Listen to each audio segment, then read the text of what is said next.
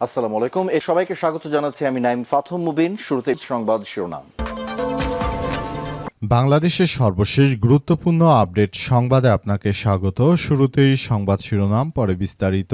প্রথমেই জানাবো, মানিকগঞ্জে জবির বাসে হামলা, আহত 10।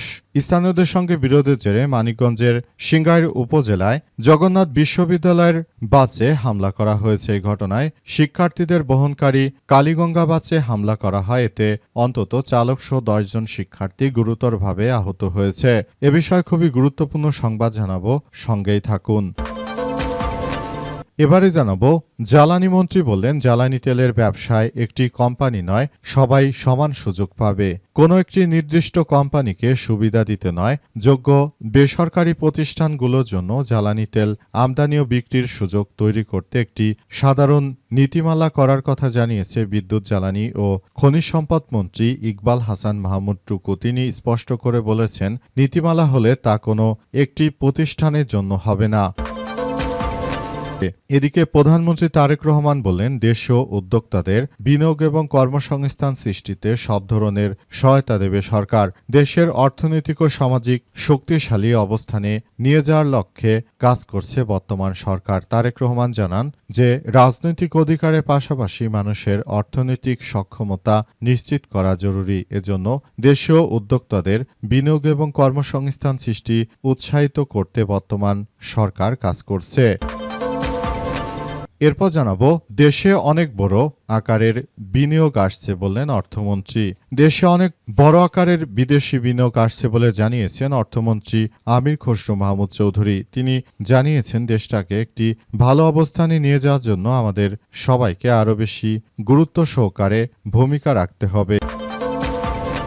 এবং সর্বশেষ জানাবো, 1000 কোটি টাকার তহবিল জামানত ছাড়াই 10 লক্ষ টাকার ব্যাংক ঋণ পাবেন যারা জুলাই যোদ্ধা এবং বেকার যুবকদের কর্মসংস্থান করতে উদ্যোগের নামে নতুন ঋণ প্রকল্প চালু করতে যাচ্ছে বাংলাদেশ ব্যাংক। প্রাথমিকভাবে এই প্রকল্পের তহবিল 300 থেকে 500 কোটি টাকা হতে পারে, তবে পরবর্তী সময়ে বিভিন্ন উৎসে অর্থ ও যুক্ত করে প্যাকেজটির আকার 1000 কোটি টাকা পর্যন্ত করা হতে পারে বলে সংশ্লিষ্টরা জানিয়েছেন। এই তহবিলের আওতায় কোনো জামানত ছাড়াই মাত্র 4 থেকে 6% সুদে সর্বোচ্চ 10 লক্ষ টাকা পর্যন্ত ঋণ পাবেন তরুণেরা। প্রিয় দর্শক, এতক্ষণ শুনছিলেন সংবাদ শিরোনাম, পরে বিস্তারিত।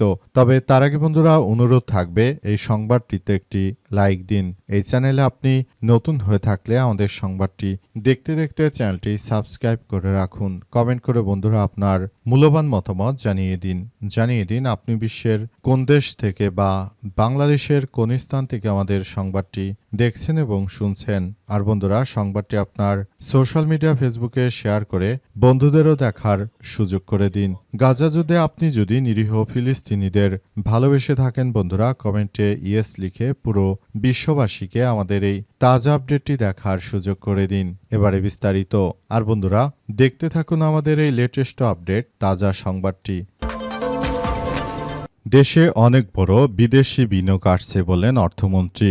দেশে অনেক বড় আকারের বিদেশি বিনিয়োগ আসছে বলে জানিয়েছেন অর্থমন্ত্রী আমির খসরু মাহমুদ চৌধুরী। তিনি বলেন, আগামী দিনে $1 ট্রিলিয়ন অর্থনীতির পথ সুগম হবে বলেও আশাবাদ ব্যক্ত করেছেন তিনি। আজ দুপুরে চট্টগ্রাম বন্দরের ভবনে সাংবাদিকদের প্রশ্নের জবাবে তিনি এমন কথা বলেন। এডিবির ভাইস প্রেসিডেন্ট ফিলিপাইন থেকে বাংলাদেশে আসছেন জানিয়ে অর্থমন্ত্রী বলেন, বা এডিবি চট্টগ্রামে কোনো দিন এসেছে, এডিবির ভাইস প্রেসিডেন্ট এসে বন্দরে স্টক হোল্ডারদের সঙ্গে কথা বলবেন, অর্থাৎ চট্টগ্রাম নিয়ে তাদের এডিবির বিশাল পরিকল্পনা রয়েছে। তিনি আরো বলেন, এখন চট্টগ্রাম শুধু লজিস্টিক্স হাব হিসেবে নেই, এই অঞ্চলের উন্নয়নের অগ্রগতি হিসেবে তারা দেখতে চায়। কারণ এখানে বন্দর আছে, সেখানে লজিস্টিক হাব আছে, উন্নয়নের কার্যক্রমও সঙ্গে সঙ্গে করে উঠবে। এডিবির সঙ্গে আমাদের বৈঠক হবে, সব স্টেক হোল্ডারদের ডাকা হয়েছে। এরপর এডিবির পরিকল্পনা বাস্তবায়ন করা হবে। $1 ট্রিলিয়ন অর্থনীতির বিষয়ে অর্থমন্ত্রী বলেন যে, ব্যবসার খরচ বেড়ে গেলে সাপ্লাই চেইন বাধাগ্রস্ত হয়।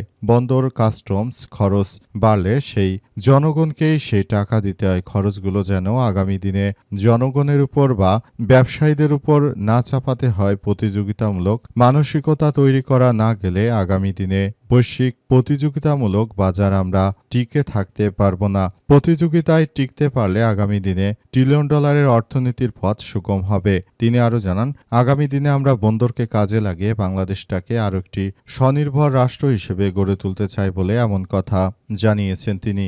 অর্থমন্ত্রী আমির খসরু মাহমুদ চৌধুরী তিনি বিষয়গুলো নিয়ে খুবই উদ্গ্রীব হয়ে আছেন এবং তিনি জানিয়েছেন দেশটাকে ভালো সুন্দর পর্যায়ে নিয়ে যাওয়ার জন্য আমাদের সবাইকে আরও বেশি সতর্ক অবস্থানে থাকতে হবে এবং দেশটাকে একটি ভালো অবস্থানে নিয়ে যাওয়া এই মুহূর্তে বর্তমান সরকারের সামনে এক বড় চ্যালেঞ্জ। এই চ্যালেঞ্জ মোকাবেলা করে দেশটাকে আরও সুন্দর ও সমৃদ্ধির পথে এগিয়ে নেওয়া এই মুহূর্তে আমাদের সবার জন্য অত্যন্ত চমৎকার এক বিষয় হিসেবে আবির্ভূত হবে বলে মনে করেন তিনি। জ্বালানি মন্ত্রী বললেন, জ্বালানি তেলের ব্যবসায় একটি কোম্পানি নয়, সবাই সমান সুযোগ পাবে। কোনো একটি নির্দিষ্ট কোম্পানিকে সুবিধা দিতে নয়, যোগ্য বেসরকারি প্রতিষ্ঠানগুলোর জন্য জ্বালানি তেল আমদানি ও বিক্রির সুযোগ তৈরি করতে একটি সাধারণ নীতিমালার কথা জানিয়েছে বিদ্যুৎ, জ্বালানি ও খনিজ সম্পদ মন্ত্রী ইকবাল হাসান মাহমুদ টুকু। তিনি স্পষ্ট করে বলেছেন, নীতিমালা হলে তা কোনো একটি প্রতিষ্ঠানের জন্য হবে না। মঙ্গলবার ঢাকা ক্লাবের স্যামসন এইচ চৌধুরী হলে forum for energy reporters Bangladesh বা FIRB আয়োজিত জুলাই খাতের সংকট ও সম্ভাবনা শীর্ষক সেমিনারে তিনি প্রধান অতিথির বক্তৃতায় এমন কথা জানিয়েছেন। বর্তমান বিএনপি সরকার তারা চাইছে যে আগামীতে তারা এই বিদ্যুৎ খাতকে বেসরকারি যেমন মাফিয়া বসুন্ধরা গ্রুপের হাতে তারা তুলে দেবে। এর ফলে আমরা বর্তমান সময় যেমন দেখতে পাচ্ছি যে বাংলাদেশের এই জ্বালানি সেক্টরটি তারা যেমন সয়াবিন তেলের কথা বলতে গেলে এই যে মাঝে মাঝে বাজার থেকে উধাও হয়ে যায় সয়াবিন তেল, তাই রাষ্ট্রীয় প্রতিষ্ঠান বিপিসিকে যদি তারা বসুন্ধরার হাতে তুলে দেয় তাহলে বাংলাদেশের মানুষের জন্য এক ভয়াবহ বিপদ আসতে চলেছে। দেশের মানুষ মনে হয় না যে বিএনপির এই ধরনের ভয়াবহ ষড়যন্ত্র তারা মেনে নেবে। বিএনপির এই ষড়যন্ত্রের হাত থেকে বন্ধুরা বাঁচতে হলে অবশ্যই দেশে তীব্র আন্দোলন গড়ে তোলা ছাড়া মনে হচ্ছে এই মুহূর্তে বিরোধী দলের নেতাকর্মীদের আর বিকল্প কিছু থাকবে না। ইতিমধ্যেই জ্বালানি খাতকে অনন্য বসুন্ধার মতো একটি মাফিয়া গ্রুপের হাতে দেওয়ার যে চক্রান্ত চলছে এই চক্রান্তের বিরুদ্ধে আমরা কথা বলতে শুনেছি আমাদের বিরোধী দলীয় নেতাকর্মীদেরকে। এই ঘটনায় আসলে যে কার্যক্রম শুরু হয়েছে সেটা আসলে দেশের জন্য এক ভয়াবহ বিপজ্জনক অধ্যায় হিসেবে আবির্ভূত হচ্ছে। বর্তমান বিএনপি সরকার এই অদক্ষভাবে যদি তারা জ্বালানির এই বিষয়টি বসুন্ধরার মতো কোনো মাফিয়া গ্রুপের হাতে তুলে দেয় সেটি আমাদের বাংলাদেশের মানুষের জন্য যে কি ভয়াবহ বিপর্যয় আসতেছে সেটি আর বলার অপেক্ষা রাখে না। তাই সবাইকে এই মুহূর্তে সরকারের এই ধরনের অপরিণামদর্শী কার্যক্রমের বিরোধিতা করতে হবে। মানিকগঞ্জে জবির বাসে হামলা, আহত 10।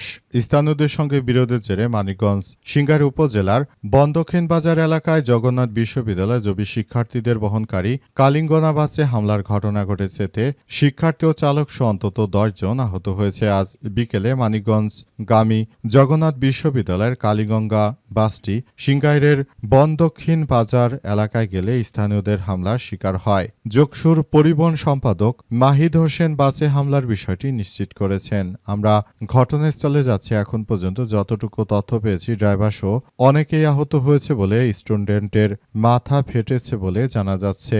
উল্লেখ্য, জগন্নাথ বিশ্ববিদ্যালয়ের শিক্ষার্থীদের সঙ্গে বিএনপির সন্ত্রাসী ছাত্র দলের নেতাকর্মীদের বেশ কয়েকদিন ধরে বেশ সংঘর্ষের ঘটনা ঘটছে। এই ঘটনার মধ্য দিয়ে জগন্নাথ বিশ্ববিদ্যালয়ে যারা শিক্ষার্থী রয়েছেন তাদের উপর ক্ষোভ রয়েছে বর্তমান সরকারের। বর্তমান সরকার আসলে যে ধরনের কার্যক্রম চালাচ্ছে তাতে করে মনে হয় না যে তারা খুব ভালো কিছু করছে, কারণ তারা যে শিক্ষার্থীদের ঘাড়ে পাড়া দিয়ে ক্ষমতায় বসেছে, তারা যে জুলাইকে ব্যবহার করে ক্ষমতায় এসেছে, অথচ তারা শিক্ষার্থীদের বলছে যে তারা নাকি জুলাই ব্যবহার করছে। কতটা নির্লজ্জ রাজনৈতিক দলটি আবারও তাদের সঙ্গে তাই সমন্বয়কদের তীব্র বাকবিতণ্ডা হচ্ছে দেশ জুড়ে। দেশের বিভিন্ন জায়গায় সমন্বয়কদের উপর হামলা, মারামারি ঘটনা সহ যেসব ঘটনাগুলো ঘটছে সেগুলো আসলে কোনোভাবেই গ্রহণযোগ্য হতে পারে না।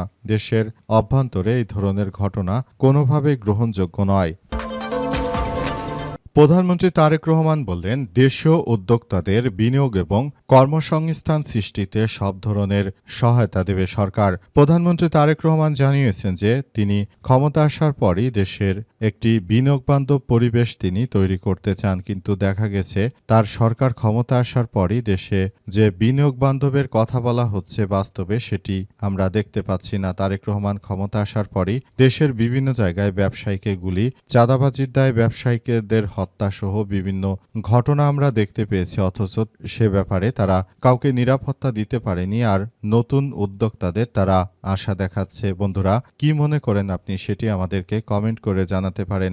আদতে তারেক রহমানের সরকার চাঁদাবাজি ছাড়া দেশের মানুষকে কি উপহার দিতে পেরেছে? কি মনে হয় আপনার? আদতে আগামীতে তারা নতুন উদ্যোক্তা তৈরি করতে পারবে নাকি এই অনিরাপদ দেশে শেষ পর্যন্ত এক ভয়াবহ বিপর্যয়কর পরিস্থিতির সৃষ্টি হবে? এই পরিস্থিতি আসলে কোন পর্যায়ে যাবে সেটি এখন পর্যন্ত বোঝা যাচ্ছে না। তবে এ অবস্থায় দেশটাকে এক ভয়াবহ বিপর্যয়কর পরিস্থিতির মধ্যে ঠেলে দিচ্ছে বর্তমান বিএনপি সরকার। তারা যতই প্রণোদনা দেখ না কেন বন্ধুরা, শেষ পর্যন্ত দেশের মানুষ আর তাদেরকে বিশ্বাস করতে পারছে না, কারণ তাদের নেতাকর্মীরা দেশের এমন কোনো ব্যবসা প্রতিষ্ঠান নেই যেখান থেকে তারা চাঁদা না তুলছে। পাশাপাশি বিদ্যুতের এত তীব্র লোডশেডিং তারা দিচ্ছে যে দেশের মানুষ একরকম অতিষ্ঠ হয়ে যাচ্ছে।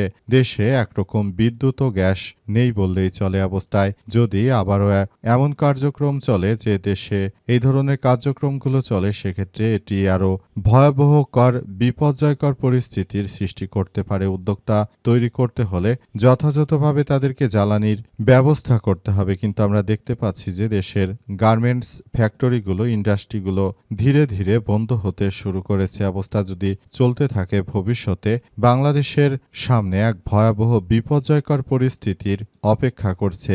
সেই দিন মনে হয় আর খুব বেশি দিন নেই।